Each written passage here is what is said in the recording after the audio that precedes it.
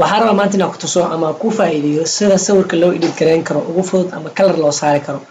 tusaale oo kale sawirka hadda sawir ID card waaye size looga talagalay waaye sawirkan B4 sidaan waaye markii la edit gareeyna sidaan waaye markii la edit gareey marka farqiga u dhaxeeya sidee adigana u sameyn kartaa ama sidaan fudud ugu edit gareyn kartaa. ugu horeyn waxa u baahan color inaad haysatid ama internetka inaad kala soo degtid haddii ay macquul tahay ama soo gadatid.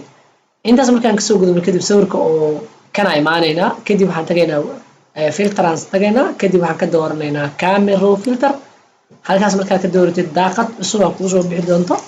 waxaan sugaynaa inta daaqad cusub noo soo baxayso markii daaqad cusub noo soo baxdo andan kadib waxaan sameyn doonaa sawirka colorka saari doonaa. marka inta markaa joogtid colorka hadaarti adigu waa bedeli kartaa waxba ku dar kartaa laakiin haddii oo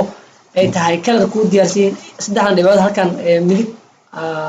bidix aan dheh midig kaaga muuqato halkaas click soo siin doonto